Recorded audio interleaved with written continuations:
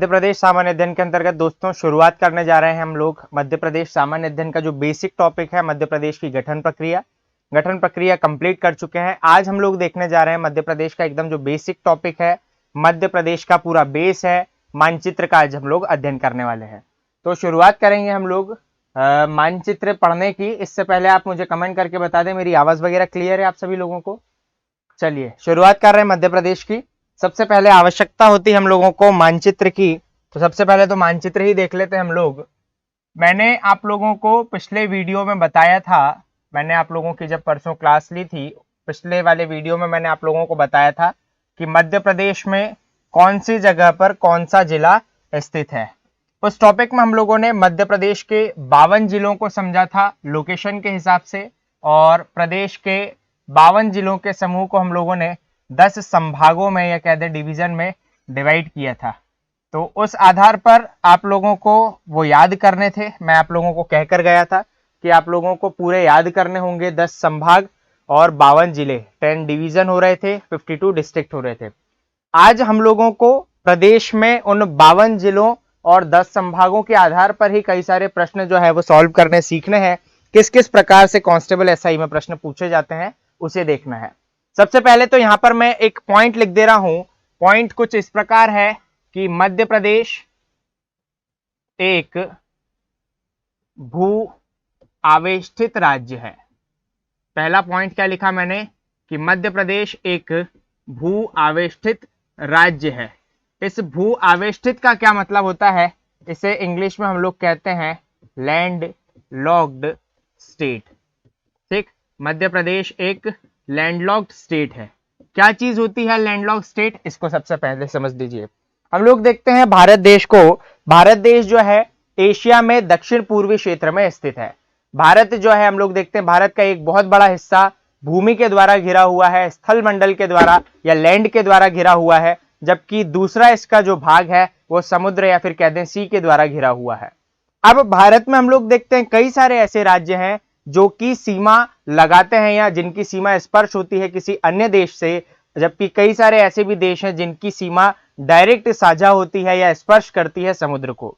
ऐसे कई सारे देश हैं। यदि हम लोग बात करें स्थल से या फिर कह दें अन्य देशों से लगे हुए राज्यों की संख्या कितनी, तो 17 है। यदि हम लोग कह दें कि जल से लगे हुए राज्यों की संख्या कितनी या फिर समुद्र से लगे हुए राज्यों की संख्या कितनी है, तो वो होती है 9।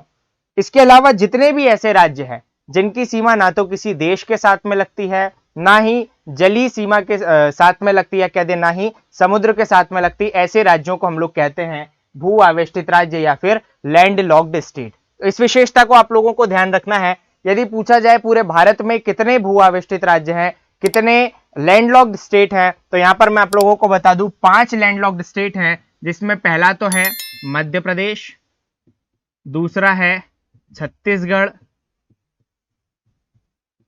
तीसरा है हरियाणा, चौथा है झारखंड, जबकि पांचवा है तेलंगाना। ठीक, ये 5 जो राज्य मैंने बताए, ये 5 राज्य लैंडलॉक्ड स्टेट है। इसे हम लोग सामान्य शब्दों में ऐसे भी समझ सकते हैं कि ये 5 ऐसे भारत के राज्य हैं जो कि भारत के दूसरे अन्य राज्यों के साथ में घिरे हुए हैं या फिर दूसरे राज्यों के साथ में सीमा बनाते हैं। इनकी सीमा ना तो किसी देश के साथ में लगती है, ना ही समुद्र के साथ में लगती है। बात करें हम लोग मध्य प्रदेश की, मध्य प्रदेश एक भूआवेष्टित राज्य है। किन राज्यों से घिरा हुआ है, तो यहां पर मैं आप लोगों को बता दूं मध्य प्रदेश 5 राज्यों से घिरा हुआ है। ठीक है, या कह दें मध्य प्रदेश की जो सीमा है वो 5 राज्यों से लगती है। कौन कौन से 5 राज्य हैं उनको थोड़ा सा समझ लीजिए, एक एक करके बता रहा हूं, अच्छे तरीके से ध्यान देना है और समझते हुए चलना है। यहां पर देखते हैं इस प्रकार से एक सीमा जाती है और यहां पर एक इस प्रकार से सीमा आती है। जो राज्य यहां पर लगा हुआ है इसे हम लोग जानते हैं गुजरात के नाम से। ठीक, यहां पर स्थित है गुजरात। ऐसे ही बात करें यहां पर देखते हैं मध्य प्रदेश के उत्तरतम क्षेत्र से एक सीमा जाती है। इस सीमा से लगाकर इस सीमा तक एक राज्य है। इस राज्य को हम लोग यहां पर जानते हैं राजस्थान के नाम से। इसे जाना हम लोगों ने राजस्थान के नाम से। फिर इस सीमा से लगाकर तो यहां तक एक ऐसी सीमा जाती है। इस क्षेत्र को, इस सीमा से इस सीमा तक के जो क्षेत्र है इसे हम लोग बच्चों जानते हैं उत्तर प्रदेश के नाम से, इसे जानते हैं हम लोग यूपी के नाम से। फिर इस सीमा से लगाकर तो यहां तक एक सीमा आती है, इस क्षेत्र को बच्चों हम लोग जानते हैं छत्तीसगढ़ के नाम से। तो बहुत अच्छे तरीके से आप लोग इसलिए जान चुके होंगे क्योंकि हम लोगों ने मध्य प्रदेश का पुनर्गठन देखा था।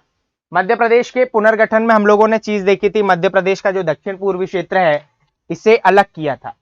ठीक है, इस क्षेत्र को हम लोगों ने अलग किया था और इसे हम लोगों ने जाना था मध्य देश के 26वें राज्य के रूप में, अर्थात छत्तीसगढ़ के रूप में। उसके बाद फिर देख रहे हैं छत्तीसगढ़ से लगा हुआ दक्षिण में एक राज्य और है जो कि यहां से लेकर यहां तक की सीमा पर स्पर्श करता है, इसे हम लोग जानते हैं बच्चों महाराष्ट्र के नाम से।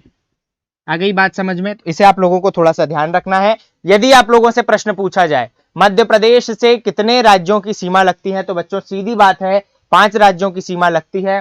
पहला हुआ गुजरात, दूसरा हुआ राजस्थान, तीसरा हुआ उत्तर प्रदेश, चौथा हुआ छत्तीसगढ़, जबकि 5वां हुआ महाराष्ट्र। इतनी चीजें जो मैंने समझाई इसमें कोई कठिनाई तो नहीं आ रही बच्चों? निवेदन है, स्पीड वगैरह ठीक है, कोई कठिनाई तो नहीं आ रही? कमेंट करके जल्दी से मुझे बताएं। फिर आगे चल रहे हैं हम लोग, जल्दी से बताएं बच्चों, इतने में कोई कठिनाई तो नहीं आ रही है आप लोगों को? चलिए, बच्चों का कहना है कोई समस्या नहीं आ रही है, आगे की ओर बढ़ते हैं। इसके अलावा बच्चों हम लोगों ने देखा था मध्य प्रदेश में कहां कहां पर कौन कौन से राज्य स्थित हैं, उनका भी हम लोगों ने अध्ययन करा था। एक आप लोगों से प्रश्न और बनता है कि मध्य प्रदेश के कौन से हिस्से से कौन से राज्य लगते हैं, इसको याद रखना है, या कह दें हम लोग कौन से राज्य से मध्य प्रदेश के कौन से जिले लगते हैं। तो इसको आप लोगों को याद करना बहुत ही आसान है।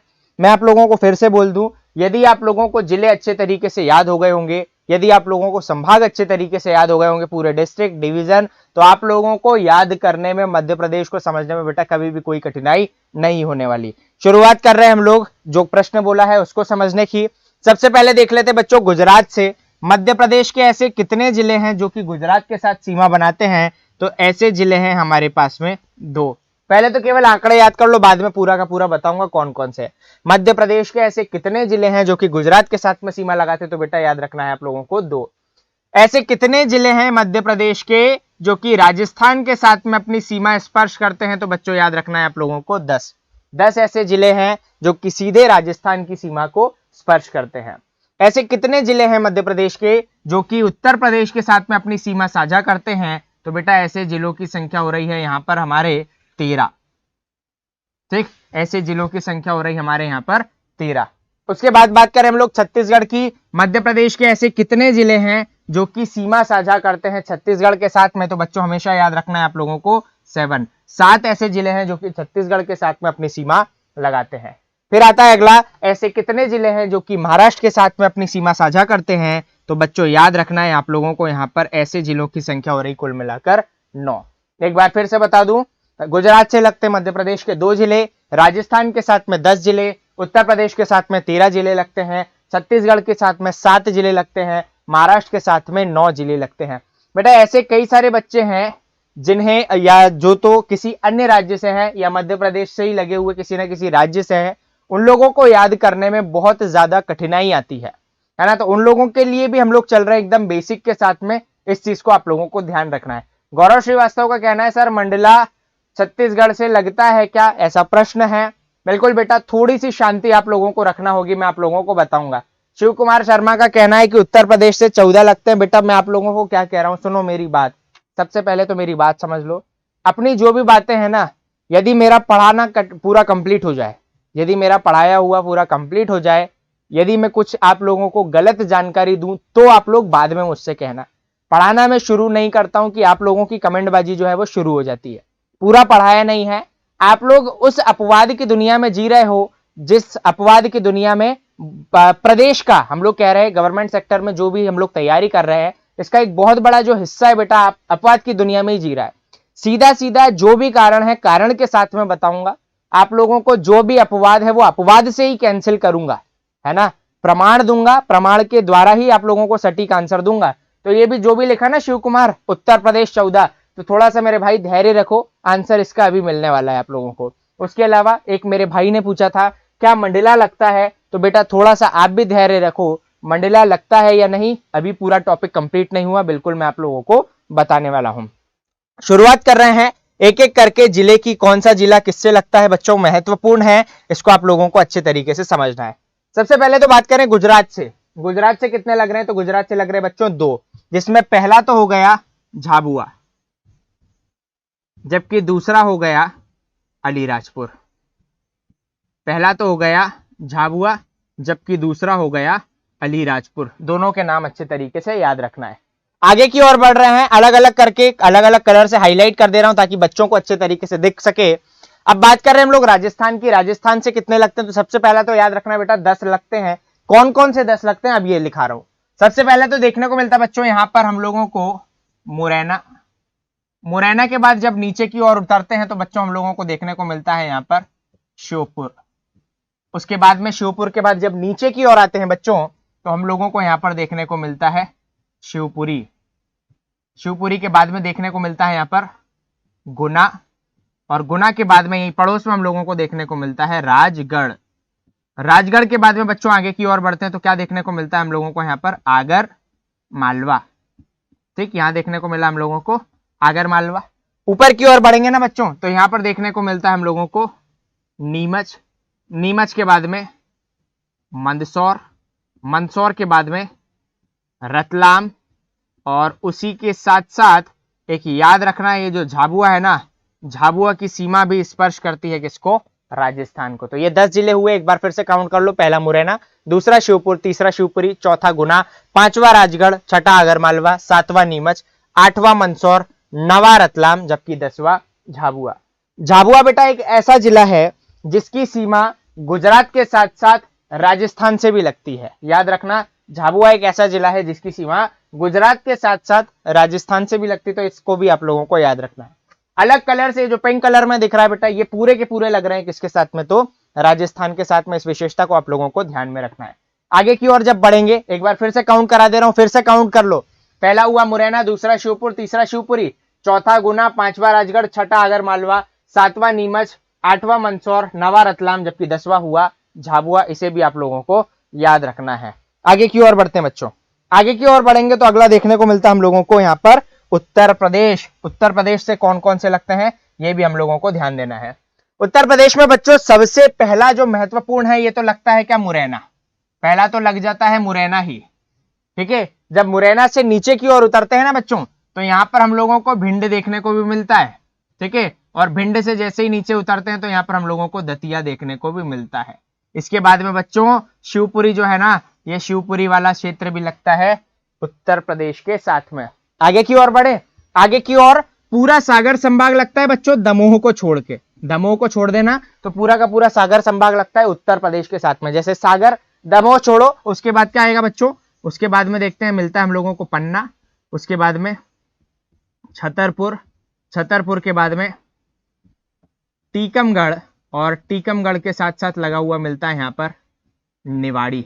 ठीक है, ये तो लग गया पूरा सागर संभाग दमोह छोड़ के, ये लगा उत्तर प्रदेश के साथ। साइड में ही बेटा रीवा संभाग भी मिलता है, तो रीवा संभाग के 3 जिले लगते हैं, जिसमें पहला तो हो गया रीवा, दूसरा हो जाता है बच्चों सतना, तीसरा हो जाता है सिंगरौली, है ना। इससे सीधी नहीं लगता है। अब बात ध्यान देंगे, पहले तो काउंट कर लो कौन कौन से लगा। पहला मुरैना लगा बच्चों, दूसरा भिंड लगा, तीसरा दतिया लगा, चौथा शिवपुरी लगा, पांचवा सागर, छठा पन्ना, सातवां छतरपुर, आठवां टीकमगढ़, नवा निवाड़ी, 10वां रीवा, 11वां सतना, 12वां हुआ हमारा सिंगरौली। एक बार फिर से काउंट कर लेते हैं, कहीं पर कुछ छूटा तो नहीं है। हाँ बच्चों, एक अशोकनगर यहाँ पर जरूर छूटा है। गुना के बाद में अशोकनगर हम लोगों ने छोड़ दिया था। ये हो गया 13वां अशोकनगर। एक बार फिर से काउंट करा दे रहा हूं, पहला मुरैना, दूसरा भिंड, तीसरा दतिया, चौथा शिवपुरी, पांचवा अशोकनगर, छठा सागर, सातवां पन्ना, आठवां छतरपुर, नवा टीकमगढ़, 10वां निवाड़ी, 11वां रीवा, 12वां सतना, 13वां बेटा सिंगरौली। जो मध्य प्रदेश का पुराना मैप था, पुराने मैप में बेटा हम लोगों को सीधी लगा हुआ मिलता था। किससे, पुराने मैप में हम लोगों को सीधी लगा हुआ देखने को मिलता था उत्तर प्रदेश के साथ में। नया जो नवीनतम मैप आया है उसमें आप लोगों को क्लियरली दिख रहा है कि सीधी अपनी सीमा नहीं लगा रहा है। किसके साथ में, तो उत्तर प्रदेश के साथ में। जितनी भी पुरानी पुस्तकें हैं उन पुस्तकों के अनुसार हम लोग देख रहे हैं कि कहीं ना कहीं सीधी भी लगा रहे हैं वो लोग, किसके साथ में, उत्तर प्रदेश के साथ में। मध्य प्रदेश की ऑफिशियल वेबसाइट पर जाओगे बेटा, मध्य प्रदेश का नवीनतम मैप जैसे ही आप लोग देखोगे, जिसमें निवाड़ी जिला भी हो, है ना, 52वां जिला, नवीनतम जिला निवाड़ी भी हो, वो यदि आप लोग देखते हो तो आप लोगों को सीधा देखने को मिलेगा कि सीधी उस मैप में, उस नक्शे में कहीं पर भी नहीं है। तो इसको आप लोगों को याद रखना। प्रश्न कैसा बन सकता है ये भी देख लो। मध्य प्रदेश का ऐसा कौन सा जिला है जो अपनी सीमा राजस्थान के साथ साथ उत्तर प्रदेश से भी लगाता है? तो 2 जिले हैं।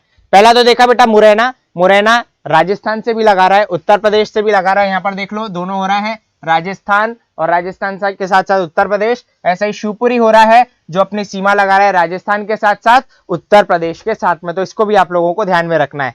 शिवपुरी राजस्थान, उत्तर प्रदेश, मुरैना राजस्थान और उत्तर प्रदेश।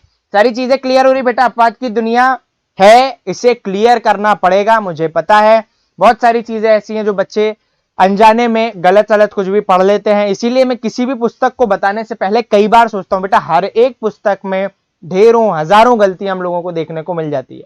इसलिए जो पढ़ा रहा हूं, जैसा पढ़ा रहा हूं, इसको क्लियरली अच्छे तरीके से लिखते चलो। हर एक चीज फैक्चुअल जो है, पूरा का पूरा डेटा एकदम सटीक मिलेगा आप लोगों को।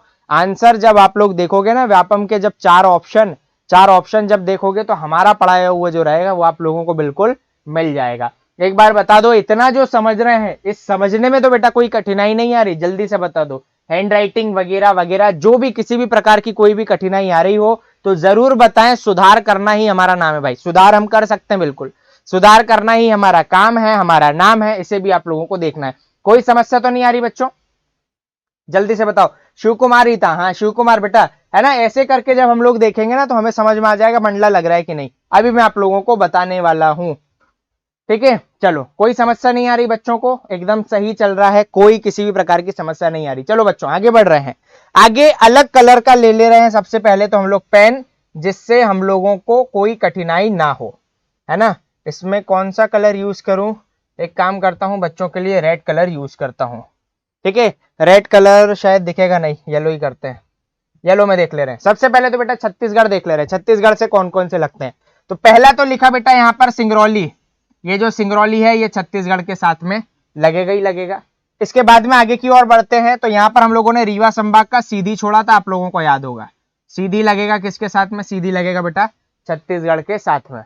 आगे की ओर बढ़ेंगे तो शहडोल संभाग के मिलेंगे बच्चों 2 जिले, जिसमें पहला तो हो जाएगा शहडोल, और शहडोल के बाद में दूसरा मिल जाएगा आप लोगों को यहाँ पर अनूपपुर, ठीक। ये हो गया शहडोल, हो गया अनूपपुर, हो गया। जबलपुर संभाग के 3 जिले मिलेंगे बेटा, जिसमें पहला तो होगा मंडला, दूसरा होगा डिंडौरी और तीसरा होगा बालाघाट, ठीक है। अब ऐसे जितने भी बच्चे जिनका कहना है कि सर मंडला जो है ये मंडला नहीं लग रहा है छत्तीसगढ़ के साथ में, उनको मैं यही कहना चाहूंगा बेटा नया वाला मैप देखो जिसमें निवाड़ी उपस्थित है। निवाड़ी यदि आप लोगों को दिखेगा तो मंडला आप लोगों को बिल्कुल लगा हुआ दिख जाएगा छत्तीसगढ़ के साथ में। पुराने मैप में कई सारे मध्य प्रदेश के मैप ऐसे डले हुए इंटरनेट पे जिसमें मंडला नहीं लग रहा है छत्तीसगढ़ के साथ में। आपको मैंने बता दिया, जब भी उपयोग करें मध्य प्रदेश के नवीनतम मैप का निवाड़ी वाला जो जिला दिख रहा है उसको देखकर उसका ख्याल रख के उसी को हम लोगों को सही मानना और फिर हम लोग पढ़े। तो कौन कौन से 7 लगे? तो बेटा पहला तो लगा सिंगरौली, दूसरा सीधी, तीसरा शहडोल, चौथा अनूपपुर, 5वां डिंडोरी, छठा मंडला, जबकि 7वां हुआ बालाघाट। इसे आप लोगों को अच्छे तरीके से याद में रखना है। बच्चों आगे की ओर बढ़ रहे हैं, आगे की ओर बढ़ेंगे तो अगला और अंतिम हम लोगों को देखने को मिलेगा महाराष्ट्र। महाराष्ट्र को भी हम लोग थोड़ा सा पढ़ लेते हैं। महाराष्ट्र में बच्चों सबसे पहला तो देखना पड़ेगा अलीराजपुर। ये अलीराजपुर बेटा एक ऐसा जिला है जिसकी सीमा लग रही है महाराष्ट्र के साथ साथ, महाराष्ट्र के साथ साथ गुजरात के साथ भी अपनी सीमा बना रही है। अलीराजपुर की सीमा गुजरात को भी लग रही, गुजरात के साथ साथ महाराष्ट्र को भी लग रही। इस विशेषता को आप लोगों को ध्यान में रखना है। आगे की ओर जब बढ़ेंगे क्रम में, सबसे पहले तो देखेंगे इंदौर के ही कई सारे जिले लगेंगे, इंदौर संभाग के कई सारे डिस्ट्रिक्ट लगेंगे, जिसमें पहला तो बेटा आप लोगों को देखने को क्या मिल जाएगा? बड़वानी। पहला देखने को मिल गया बड़वानी। बड़वानी के बाद में हमें देखने को मिलता है यहाँ पर खरगोन, खरगोन के साथ ही देखने को मिलता है खंडवा, और खंडवा के साथ में ही देखने को मिलता है हम लोगों को यहाँ पर बुरहानपुर, ठीक है। इसके बाद में बच्चों होशंगाबाद का देखने को मिलता है हम लोगों को बैतूल, बैतूल के बाद में बेटा देखने को मिलता है हम लोगों को छिंदवाड़ा, छिंदवाड़ा के साथ में देखने को मिलता है हम लोगों को सिवनी, और सिवनी के बाद में हम लोगों को देखने को मिलता है बालाघाट। 9 हो गए। पहला अलीराजपुर, दूसरा बड़वानी, तीसरा बुरहानपुर, चौथा खरगोन, 5वां खंडवा, छठा बैतूल, सातवां छिंदवाड़ा, आठवां सिवनी, जबकि नवा हुआ बेटा बालाघाट। ये हो गए हमारे किससे लगने वाले, तो महाराष्ट्र के साथ में लगने वाले। आप लोगों को मैं बोल रहा हूं, समझाते हुए चल रहा हूं, कई सारे बच्चे ऐसे हैं समझ में आ ही नहीं रहा है। ठीक है, जैसे अंशुल कुमार का कहना है कि मंडला नहीं लगता, तो ऐसे बच्चों का बेटा कुछ नहीं किया जा सकता है ना, ये खुद अपवाद की दुनिया है। अगर नहीं लग रहा है, इनको लग रहा है, नहीं लग रहा है, तो आप अपने हिसाब से कर सकते हैं। अंशुल कुमार नायक जी, आपको जैसा लग रहा है आंसर, जो आपको सटीक लगे आप वो लगा सकते हो, लेकिन बाकी बच्चों को जो मैं बात बता रहा हूं बेटा, जो मैंने एक एक कारण बता दिया ना, आपको उसको ध्यान में रखना है, ध्यान में रखते हुए चलना है। ठीक है, जितनी चीजें चल रही हैं कोई गलत नहीं है, सारी चीजें गलत है, सारी चीजें हमारी सही है। जितने भी यहाँ कमेंट आ रहे हैं गलत वाले, ये लोग बेटा थोड़ा सा हम लोगों को सुधार करना रहेगा, आप लोगों को याद हो जाएगा। ठीक है, थोड़ा सा आप लोगों को देखना पड़ेगा मध्य प्रदेश का एक ऐसा मैप जिसमें निवाड़ी लगा हुआ आप लोगों को मिल रहा है। चलो, ये हो गए हमारे पूरे के पूरे ऐसे जिले जो कि किसी अन्य राज्य के साथ में सीमा बनाते हैं। बच्चों, इसमें प्रश्न सीधा सा आप लोगों से ये पूछा जाता है कि इनमें ऐसा कौन सा जिला है जो उत्तर प्रदेश के साथ में सीमा नहीं लगाता। क्या बोलते हैं, प्रश्न आप लोगों से पूछा जाता है कि बताइए, इनमें से 4 ऑप्शन देंगे, इनमें से ऐसा कौन सा जिला है जो उत्तर प्रदेश के साथ में सीमा नहीं बनाता। इसमें क्या 3 ऑप्शन ऐसे मिलेंगे बेटा जो सीमा बनाते हैं, एक ऑप्शन ऐसा मिलेगा जो नहीं बनाता है। इसके लिए 3 ऑप्शन कौन से आने वाले, हमें ये याद नहीं होता। हमें क्या करना होगा, उसके लिए सारे के सारे जिले जो है वो याद रखने होंगे कि कौन सा जिला कौन से राज्य के साथ में लगे। ठीक है, या कौन सा जिला कौन से राज्य के साथ में लग रहा है, आप लोगों को ये हर एक चीज को ध्यान में रखना होगा। ठीक है, तो आप लोग थोड़ा सा इसमें ध्यान रखोगे। अंशुल कुमार का वापस से आया कमेंट कि गुरुजी नाराज हो रहे हो, तो बेटा नाराज होने वाली बात ही तो कर रहे हो आप, इसमें नाराज नहीं होंगे तो क्या कर सकते हैं आप, मेरी बात बताओ ना। चलो, अंजलि लोधी जी को सर सब समझ में आ रहा है। चलिए बेटा आगे बढ़ रहे हैं। इतनी चीजें आप लोगों को अच्छे तरीके से याद रखना है, जितनी चीजें मैप में बताइए मैप के अनुसार हम लोग चल रहे हैं, आगे की ओर बढ़ रहे हैं। ठीक, इतना यहाँ पर हमारा कंप्लीट हुआ। आगे की ओर बढ़ेंगे बच्चों, आगे की ओर भी हम लोगों को कई सारी चीजें देखनी है, क्या क्या चीजें हैं उसको थोड़ा सा आप लोगों को समझना है। शैलेंद्र सिंह का कहना है एक बार और, बेटा लास्ट में एक बार मैं आप लोगों का रिवीजन करा दूंगा, अभी थोड़ा सा यहीं पर देख लो, एक बार और के चक्कर में लेट हो जाएंगे हम, है ना, और भी चीजें हम लोगों को बच्चों करनी है।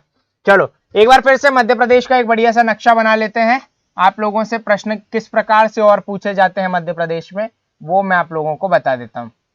बच्चों, एक बात आप लोगों को ध्यान रखनी है, यहाँ पर कई सारे टॉपिक ऐसे रहेंगे जो कि इंडियन ज्योग्राफी से रिलेटेड रहेंगे, वर्ल्ड ज्योग्राफी से रिलेटेड रहेंगे। अब एक साथ हम लोग जीएस के कई सारे टॉपिक नहीं पढ़ा सकते, इसलिए कई सारी चीजों को हम लोगों को इंडिया आधार पर जो है, वर्ल्ड आधार पर जो है, उनको थोड़ा सा टालना पड़ेगा, है ना, और उसको थोड़ा सा ध्यान में रखते हुए कहीं ना कहीं रिलेट करा दूंगा और आप लोगों को याद में रखना होगा। जैसे आप लोगों ने कहीं ना कहीं, प्रीति का कहना है सर मैप को कैसे याद रखें। सबसे पहला तो प्रीति बेटा ये कि जितनी ज्यादा से ज्यादा प्रैक्टिस करोगे ना एक दिन ऐसा आएगा, और एक ना एक दिन नहीं, ये आप लोगों पे एक्सपेरिमेंट नहीं होगा, इस चीज को आप लोग समझो। जब भी ऑफलाइन क्लास लेता हूं बच्चों को केवल एक दिन के अंदर अंदर पूरा का पूरा मैप याद होता है, अगले दिन मैं पूछता हूं। उसका कारण क्या बेटा, ऑफलाइन क्लास देखते पूरी की पूरी डिसिप्लिन में होती है, उसमें यदि बच्चों को बोल दिया मैंने कि आप लोगों को ये करके आना, तो वो बच्चों को करके आना ही होता है।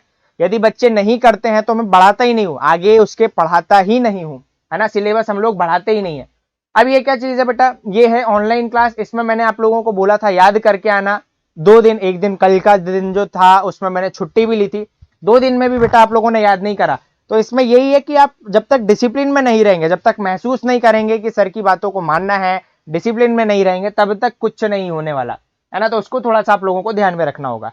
चलिए, इसमें मध्य प्रदेश का ये नक्शा हो गया बच्चों। सबसे पहले एक चीज आप लोगों को केवल ध्यान रख लेनी है अक्षांश और देशांतर से संबंधित, कि कोई भी राज्य जो है ये 2 प्रमुख अक्षांश और 2 प्रमुख देशांतर, मतलब 2 इंपॉर्टेंट हो जाते हैं हमारे लैटिट्यूड और 2 हो जाते हैं लॉन्गिट्यूड, इनके मध्य में स्थित होते हैं। कोई भी राज्य की स्थिति जो है रहती है वो 2 लॉन्गिट्यूड और 2 लैटिट्यूड के मध्य में रहती है, अक्षांश और देशांतर।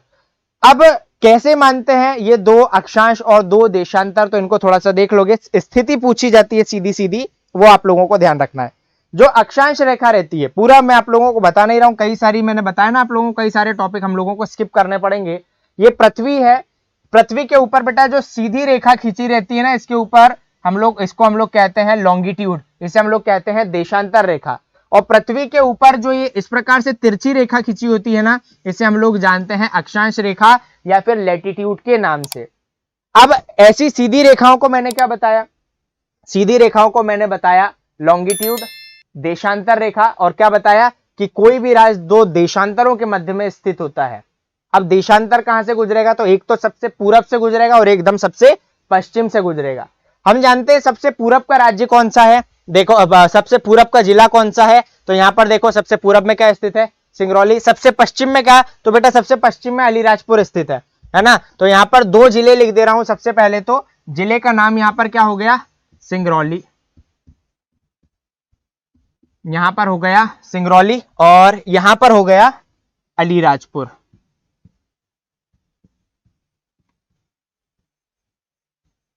एक तो हो गया सिंगरौली, एक हो गया अलीराजपुर।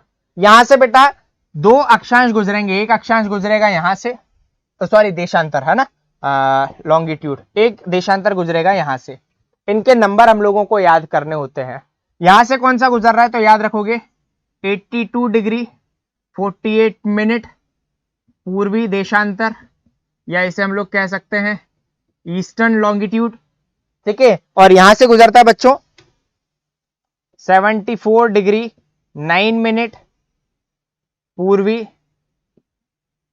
देशांतर, ठीक है। ये भी पूर्वी होगा बेटा, पश्चिमी वगैरह नहीं लिखना है ना, भले पश्चिम दिशा है लेकिन होगा क्या, पूर्वी देशांतर। अगर इस टॉपिक को अभी खोलकर बैठ जाऊंगा तो बहुत ज्यादा समय निकल जाएगा, आधा एक घंटा इसी टॉपिक को चाहिए, अक्षांश देशांतर को। ये चीज मैं आप लोगों को बिल्कुल नहीं समझा रहा हूं, इंडियन ज्योग्राफी कराऊंगा उसमें ये टॉपिक मैं बिल्कुल लूंगा। तो यहां पर देख रहे हैं, यहां से गुजरा 82 डिग्री 48 पूर्वी देशांतर, यहां से गुजरा बेटा 74 डिग्री 9 पूर्वी देशांतर, जो कि स्थित है कहां पर, अलीराजपुर में। यदि पूछ लिया जाए मध्य प्रदेश का सबसे पूर्वी जिला कौन सा है ना, ईस्टर्न डिस्ट्रिक्ट कौन सा, तो याद रखो सिंगरौली। वेस्टर्न कौन सा, पश्चिमी कौन सा, तो याद रखोगे अलीराजपुर। ऐसे बात करें, ये तो दो हो गए देशांतर, मैंने आप लोगों को बताया दो देशांतर और दो अक्षांशों के मध्य में स्थित है। बात करें बच्चों अक्षांश की, कौन सी, कहां से कौन सा अक्षांश गुजरता है, तो भारत का जो सबसे दक्षिण में स्थित है एक जिला, इस जिले को बच्चों हम लोगों ने जाना किस नाम से, देखो यहां पर दिख रहा है बुरहानपुर, और सबसे उत्तर में स्थित है तो क्या, मुरैना। तो यहीं से गुजरेंगे बच्चों दो अक्षांश। यहां पर स्थित है सबसे पहले तो क्या चीज, बुरहानपुर, हम सभी लोग जानते हैं, और उत्तर में स्थित है, ऊपर स्थित है यहां पर मुरैना। तो एक गुजरेगा यहां से, ठीक है, एक अक्षांश गुजर रहा है यहां से। यहां से जो गुजर रहा है इसको हम लोग जानते हैं 26 डिग्री 30 उत्तरी अक्षांश के नाम से, ठीक है। ये याद रखना है 26 डिग्री 30, और यहां पर होता है 21 डिग्री 3 उत्तरी अक्षांश, ठीक है। यहां पर इतना ही लिख दिया मैंने, 21 डिग्री 3 उत्तरी अक्षांश, और यहां पर हुआ है 26 डिग्री 30 उत्तरी अक्षांश। इसको आप लोगों को याद रखना है। तो ये हुए बेटा दो अक्षांश और दो हुए देशांतर। इन दो अक्षांशों और इन दो देशांतरों के मध्य में स्थित है हमारा मध्य प्रदेश। इन नंबर्स को आप लोगों को याद रखना रहता है, पूरे के पूरे आप लोगों से सीधे सीधे नंबर लिख दिए जाते हैं और आप लोगों से प्रश्न जो है वो पूछा जाता है। बच्चों एक चीज और पहले ही बता चुका हूं, पूछा जाए मध्य प्रदेश का सबसे पूर्वी जिला कौन सा, तो सिंगरौली। सबसे पश्चिमी जिला कौन सा, अलीराजपुर। उत्तर में नॉर्थ में स्थित डिस्ट्रिक्ट कौन सा, तो मुरैना। साउथ में स्थित डिस्ट्रिक्ट कौन सा, तो बुरहानपुर। ये चार चीज आप लोगों को याद रखनी है। इसके अलावा जानते हैं बेटा हम लोग कि मध्य प्रदेश जो है, मध्य प्रदेश के एकदम मध्य से, मध्य प्रदेश के एकदम मध्य से गुजरती है टॉपिक ऑफ कैंसर, जिसे कर्क रेखा के हम लोग नाम से जानते हैं। कर्क रेखा की बात करें बच्चों तो भारत के कुल 8 राज्यों से गुजरती है। कौन कौन से 8 राज्य देख लेते हैं एक बार। 8 राज्य कौन कौन से हैं? पहला तो होता है बेटा छत्तीसगढ़, दूसरा, एक मिनट,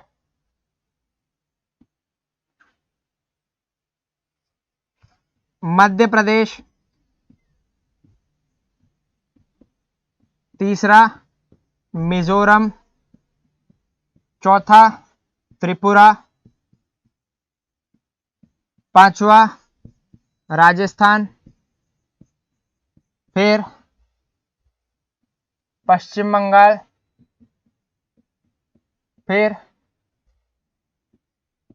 गुजरात और फिर झारखंड।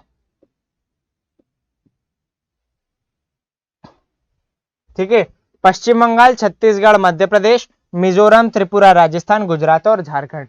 ये 8 ऐसे राज्य हैं बेटा जहां से गुजरती है ट्रॉपिक ऑफ कैंसर। ठीक है, कर्क रेखा जो कि मध्य प्रदेश के एकदम मध्य से इस प्रकार से ऐसे गुजरती है, ये याद रखना। ये कर्क रेखा गुजरी है मध्य प्रदेश से। बात करें ओवरऑल पूरे इंडिया की, पूरे भारत से कितने राज्यों से गुजरती है, तो 8 राज्य, पश्चिम बंगाल, छत्तीसगढ़, मध्य प्रदेश, मिजोरम, त्रिपुरा, राजस्थान, गुजरात और झारखंड। इनमें पूछा जाए सबसे ज्यादा लंबाई किसमें है, जो कर्क रेखा की लंबाई है भारत के सबसे ज्यादा किस राज्य में है, तो याद रखना बच्चों मध्य प्रदेश। मध्य प्रदेश में हो रही है सर्वाधिक लंबाई। फिर पूछा जाता है मध्य प्रदेश के कितने जिलों से गुजरती है, तो याद रखना है ये गुजरती है मध्य प्रदेश के 14 जिलों से।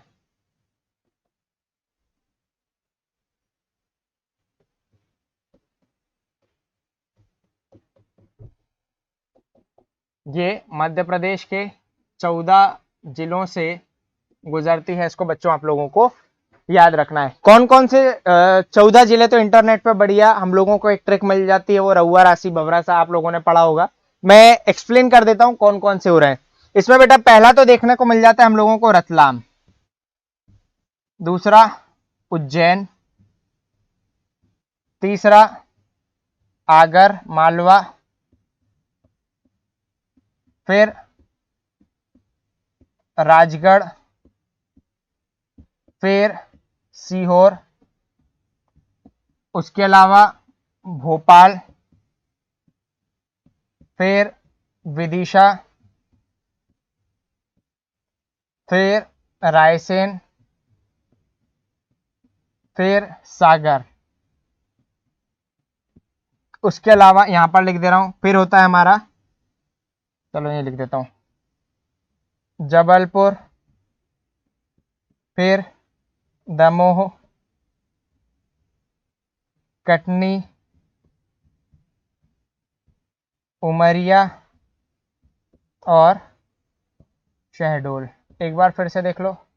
ठीक है, पहला रतलाम 1 2 3 4 5 6 7 8 9 10 11 12 13 14। पहला हो गया बच्चों रतलाम, दूसरा उज्जैन, तीसरा आगरमालवा, चौथा राजगढ़, पांचवा सीहोर, छठा भोपाल, सातवां विदिशा, आठवां रायसेन, नवा सागर, 10वां जबलपुर, 11वां दमोह, 12वां कटनी, 13वां बेटा उमरिया, जबकि 14वां हुआ है यहाँ पर शहडोल।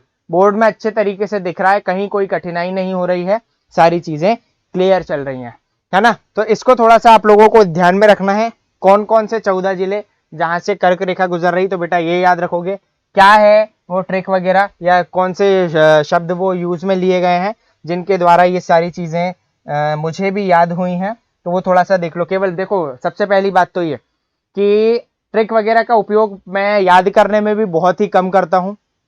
जितना से ज्यादा रिवीजन होगा, जितने सीधे तरीके से चीजों को याद करेंगे, उतने लंबे समय तक उनको याद रख सकते हैं। ट्रिक वगैरह कभी कुछ नहीं होती है।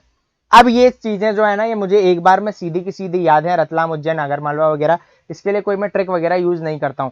हाँ, लेकिन ये चीजें मैंने एक समय पढ़ी थी ट्रिक के रूप में, तो वो क्या चीज थी, इंटरनेट पे आसानी के साथ में मिल जाती, वही चीज यहां पर मैं लिख दे रहा हूं। इसमें बेटा लिखा हुआ कुछ नहीं था, लिखा हुआ था रउआ राशि भवरासा जबदम कटनी उमराशा, है ना। और इसको कुछ ऐसा एक्सप्लेन किया गया था। देखो क्या चीज थी इसमें, था रतलाम, उज्जैन, आगर मालवा,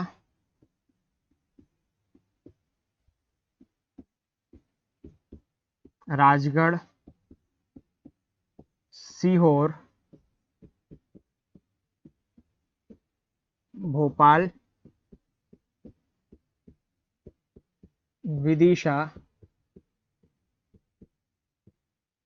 रायसेन, ठीक, भोपाल, विदिशा, रायसेन, सागर, जबलपुर, दमोह, कटनी से कटनी, बेटा उमरा से उमरिया और शाह से शहडोल। ठीक है, ये चीज आप लोगों को अच्छे तरीके से याद रखनी। तो ये हो गए थे ऐसे 14 जिले, और ये हो गई आपकी वो ट्रिक वगैरह, है ना, जिससे आप लोग याद रख सकते हो। और इसी क्रम में ये है कुछ नहीं, ट्रिक तो बोल ही नहीं सकते बेटा, क्योंकि पश्चिम से पूरब की ओर जितने भी जिलों से कर्क रेखा गुजर रही ना, उसका हम लोगों ने एक एक पहला पहला पहला पहला शब्द जो है वो लिख लिया। रेशु को समझ में नहीं आए क्या चीज है, ये लिखा बेटा रउआ राशि भवरासा, उसके बाद में जबदब कंटनी उमराशा, र से रतलाम, उ से उज्जैन, आ से आगर मालवा, रा से राजगढ़, सी से सीहोर, भा से भोपाल, व से विदिशा, रा से रायसेन, सा से सागर, जब से जबलपुर, दम से दमोह, कटनी से कटनी, उमरा से उमरा और शहडोल से शहडोल। ट्रिक वगैरह नहीं, इसको इस तरीके से याद कर सकते हो आप लोग, ये चीज बताई मैंने। उसके अलावा बच्चों चल रहे हैं वापस से पीछे की ओर। एक और आप लोगों को प्रश्न पूछा जाता है, हम लोग जानते हैं भारत में समय को ज्ञात करने के लिए, समय निर्धारित करने के लिए हमारे यहाँ से एक प्रमुख देशांतर गुजरता है, जिसे हम लोग जानते हैं 82 डिग्री 30 मिनट ईस्टर्न लॉन्गिट्यूड, या कह दें 82.5 डिग्री पूर्वी देशांतर के नाम से। भारत के कितने राज्यों से गुजरती है 82.5 डिग्री रेखा, जिसे हम लोग मानक समय रेखा के नाम से भी जानते हैं, या इंग्लिश में इसे IST इंडियन स्टैंडर्ड टाइम के नाम से भी जानते हैं। तो बेटा ये 5 राज्यों से गुजरती है। इन 5 राज्यों में एक राज्य हमारा मध्य प्रदेश भी आता है, 5 राज्यों में एक राज्य हमारा मध्य प्रदेश भी आता है। तो मध्य प्रदेश के किस एकमात्र जिले से गुजरती बच्चों, प्रश्न ये आप लोगों से पूछा जाता है। तो इसको हाईलाइट करके लिख दे रहा हूं मैं, यहां पर लिख दिया मैंने IST मतलब इंडियन स्टैंडर्ड टाइम, अलग कलर से हाईलाइट कर लेते हैं, इंडियन स्टैंडर्ड टाइम, या फिर कह दें भारतीय मानक समय रेखा। ये जो भारतीय मानक समय रेखा है, क्या बताया बेटा मैंने, भारत के 5 राज्यों से गुजरती है, 5 राज्यों से गुजरती है। इनमें ये गुजरती कहां से, हमारे राज्य से भी गुजरती है। और मध्य प्रदेश के, यहां पर लिख दे रहा हूं, प्रदेश के एकमात्र जिले से होकर गुजरती है। देखना बेटा, ध्यान रखना थोड़ा सा, ये जो रेखा है, ये रेखा आएगी कहां से, उत्तर प्रदेश से आती है, इलाहाबाद के नैनी के निकट से उत्तर प्रदेश से आती है, कुछ इस प्रकार से होते हुए, और सिंगरौली में प्रवेश करती है, और नीचे की ओर चली जाती है छत्तीसगढ़, छत्तीसगढ़ के बाद में अन्य राज्यों में। ठीक है, तो इसे आप लोगों को याद रखना है। यूपी से आई है, यूपी के बाद में आई है कहां पर, मध्य प्रदेश, मध्य प्रदेश के भी सिंगरौली जिले में क्रॉस करते हुए निकल गई कहां पर, छत्तीसगढ़ में। एक चीज देखो बेटा, यहां पर दिख रहा है हम लोगों को 2 प्रमुख रेखा, एक तो IST और एक हो रही ट्रॉपिक ऑफ कैंसर। ये दोनों एक दूसरे को किस राज्य में क्रॉस कर रही, तो याद रखोगे बेटा छत्तीसगढ़। यदि प्रश्न पूछ लिया जाए ना कि भारत का ऐसा कौन सा जिला है जहां पर कर्क रेखा, और कर्क रेखा के साथ साथ हम लोगों को देखने को क्या मिल रहा है कि कर्क रेखा के साथ साथ भारतीय मानक समय रेखा दोनों एक दूसरे को क्रॉस कर रही हैं, तो वो कौन सा राज्य है बेटा, छत्तीसगढ़ ऐसा राज्य है जहां पर ये एक दूसरे को क्रॉस कर रही हैं। तो ये हो गई इसकी विशेषता। क्लियर है, आप लोगों को इसको भी अच्छे तरीके से याद में रखना है।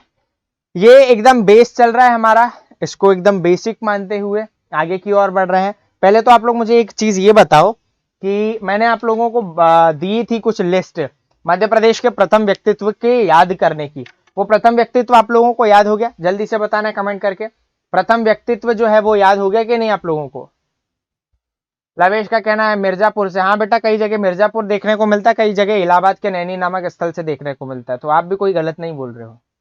गौरव श्रीवास्तव का कहना है कि जी सर याद हो गया, बहुत बढ़िया बेटा, चलिए सभी को याद हो गया, चलो बहुत बढ़िया।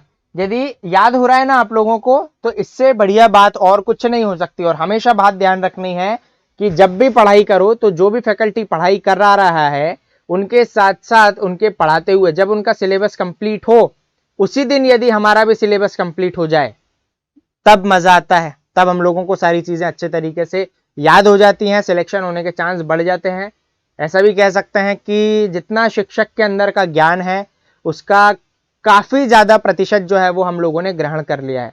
तो इसीलिए सिलेबस कंप्लीट होने तक आप लोगों को याद भी होना चाहिए, है ना। इसके अलावा एक चीज और बेटा कि जो जितनी भी चीजें हो रही हैं यहाँ पर मैपिंग के माध्यम से, मैप के माध्यम से बेटा, इसने पढ़ने में, इस प्रकार से पढ़ने में कोई कठिनाई तो नहीं आ रही। नहीं तो हमारे पास में सारे ऑप्शन है, आपको सीधा सीधा लिखा हुआ जो रहेगा वो भी लिखाते हुए, वो भी मतलब लाइन ड्रॉ करते हुए जाएंगे, वैसे भी हम लोग पढ़ सकते हैं। उसमें भी हमारा सिलेबस कंप्लीट हो जाएगा, इसमें भी कंप्लीट हो जाएगा। कई बच्चे ऐसे होते हैं जिन्हें मैप से पढ़ने में बहुत ज्यादा कठिनाई होती है। आप लोगों के साथ तो ऐसा नहीं हो रहा बेटा? जल्दी से बताइए, जल्दी से बताना है। मैप से बढ़िया चल रहा है ना? चलिए ठीक है भैया, जितने भी अभिवादन कर रहे हैं उनका बहुत बहुत धन्यवाद। ठीक है भैया, धन्यवाद आप सभी का। चलिए आगे की ओर बढ़ रहे हैं बच्चों। ये जितनी भी चीज हुई हैं इनको अच्छे तरीके से याद रखना, जिस प्रकार से भी प्रश्न बनता है वो भी आप लोगों को अच्छे तरीके से ध्यान में रखना। इतनी चीजें हुई हैं, आगे की ओर बढ़ रहे हैं बच्चों। महत्वपूर्ण टॉपिक रहता है हमारा, महत्वपूर्ण जो टॉपिक रहता है वो रहता है physical division of Madhya Pradesh, Madhya Pradesh का भौगोलिक विभाजन। ठीक है, यहां पर लिख दे रहे हैं, टॉपिक रहता है मध्य प्रदेश का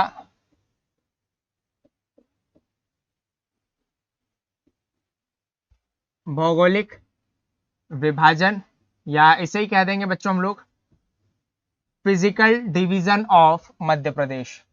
ठीक है, तो इसको थोड़ा सा आप लोगों को पढ़ना रहता है। आने वाले समय में बच्चों हम लोगों को कई सारे ऐसे शब्द पढ़ने पड़ेंगे, जैसे आप लोग सुनोगे मालवा का पठार, बुंदेलखंड का पठार, है ना, मालवा प्लेट्यू इंग्लिश में, हाँ खैर पठार को प्लेट्यू बोलेंगे। तो उसके अलावा चोटी हुई या कह देंगे पीक, उसके अलावा रिवर वगैरह, इन सारी चीजों का हम लोगों को अध्ययन करना है। तो मतलब जितनी भी भौगोलिक चीजें हैं, जितनी भी भौतिक चीजें हैं जिनका निर्माण मानव ने नहीं किया, जिनका निर्माण करा है प्रकृति ने, तो उस पूरी प्रकृति हम लोग देखते हैं, पूरी प्रकृति का अध्ययन तो हम लोग एक साथ कर नहीं सकते। तो हम लोगों को करना है केवल मध्य प्रदेश का प्राकृतिक चीजों का अध्ययन। तो वो जो हम लोग अध्ययन करेंगे ना बच्चों, वो इस टॉपिक में हम लोग करने वाले हैं। जितनी भी नेचुरल सोर्सेस हैं, जितनी भी प्राकृतिक चीजें हैं, चाहे वो प्लेट्यू हो, चाहे वो पीक हो, चाहे वो माउंटेन हो, चाहे वो माउंटेन रेंज हो, रिवर हो, या जितनी भी चीजें हो रही हैं, जो भी नेचुरल हो रही हैं, जितनी भी प्राकृतिक हो रही हैं, एक हिंदी में भी बता देता हूं, जैसे पठार हुए, नदी हुई, नदियों के साथ साथ हम लोग देखते हैं कि चोटी होती है, पर्वत होते हैं, पर्वत श्रृंखलाएं होती हैं, उन सब का अध्ययन करना होता है बच्चों हम लोगों को इस टॉपिक में।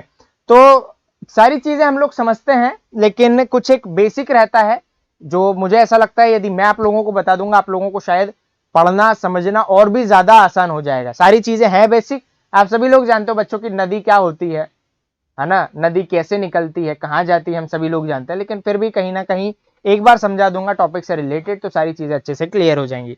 सबसे पहले तो देखते हैं बच्चों हम लोग कि भूमि, हम लोग निवास कहां पर करते हैं, तो हम लोग निवास करते हैं लैंड पर, या फिर हम लोग कहते हैं हम लोग निवास करते हैं कहां पर, भूमि पर। अब भूमि की आकृति होती है बेटा कई प्रकार की, भूमि की कई प्रकार की आकृति होती है, स्थल की, जमीन की कई प्रकार की आकृतियां होती हैं।